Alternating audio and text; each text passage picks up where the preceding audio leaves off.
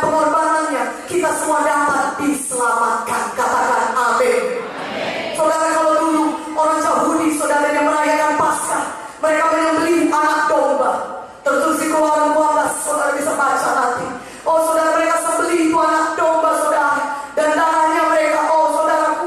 Tetapi firman Tuhan berkata, pengorbanan Yesus, anak domba yang disembelih, darahnya yang tercurah, itu menyucikan kita sekali untuk selama-lamanya. Katakan amin. Katakan amin. Saudaraku, ketika bangsa Israel masih dalam perbudakan Mesir, Musa diutus untuk membebaskan bangsa Israel. Dan Tuhan berkata, pada malam ini engkau harus merayakan Paskah.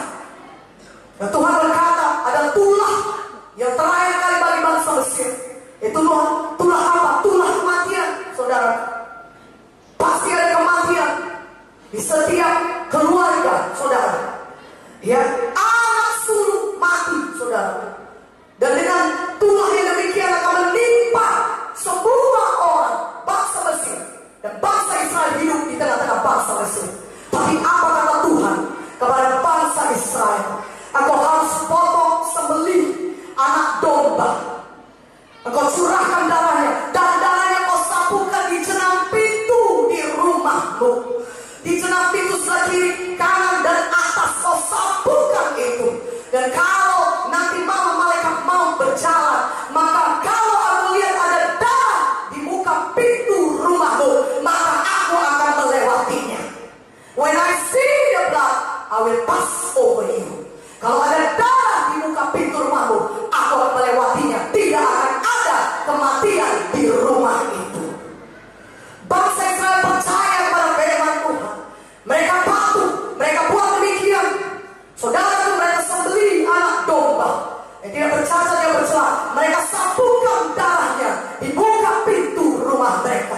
Dan ketika pada malam hari, ketika malaikat maut itu datang dan menulahi semua rumah, saudara, maka di seluruh Mesir ada cerita yang memilukan, karena setiap anak sulung di rumah mereka mati, meninggal dunia.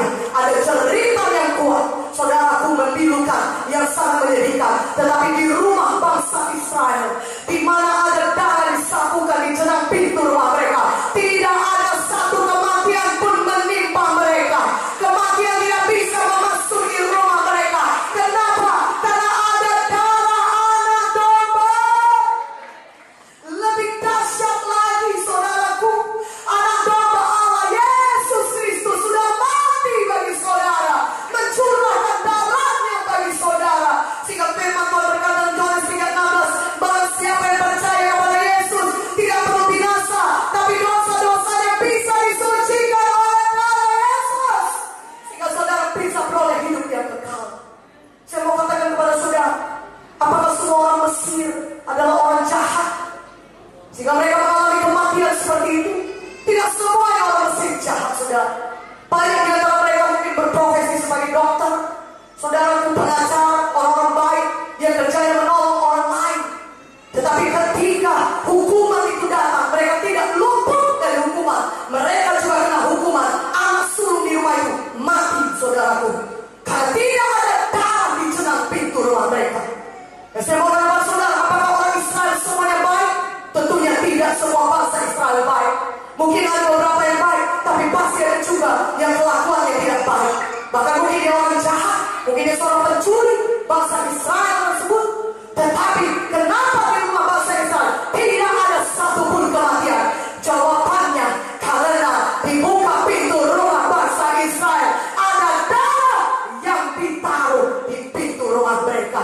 Saudaraku, pada hari ini, saudara, walaupun besar dosa kita, merah seperti kirmisi, saudaraku, firman Tuhan berkata, Yesaya 1:18, maka dosa kita yang besar itu merah sekalipun begitu banyak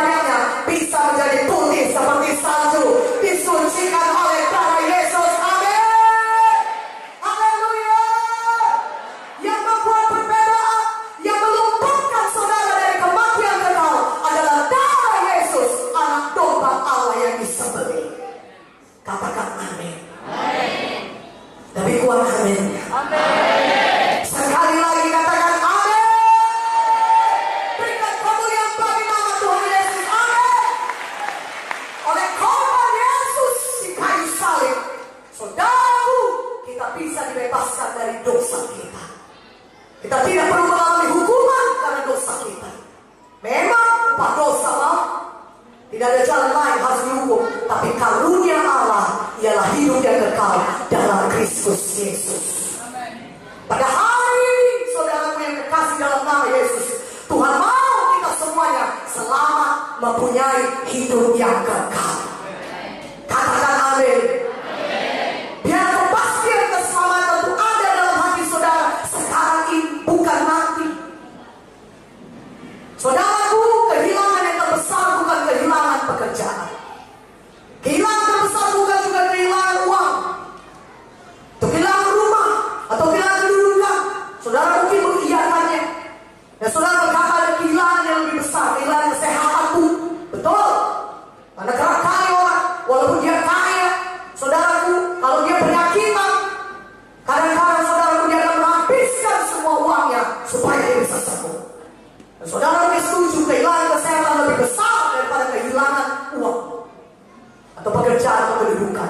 Tapi tahukah saudara, ada kehilangan yang lebih besar daripada kehilangan kesehatan. Namanya kehilangan jiwa kita selama-lamanya di neraka. Yesus tidak mau saudara hilang selama-lamanya di neraka.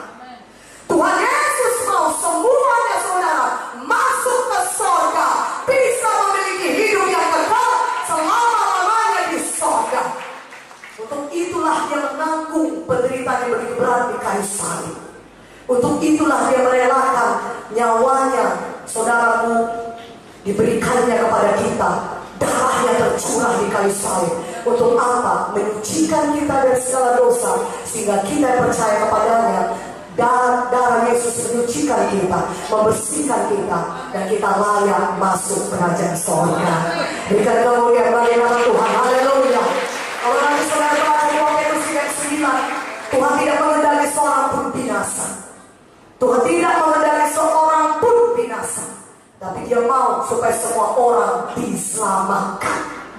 Saudaraku yang kekasih dalam nama Yesus, biarlah pada hari ini saudara memastikan diri saudara memiliki hidup yang kekal, keselamatan jiwa, karena itu mujizat yang terbesar.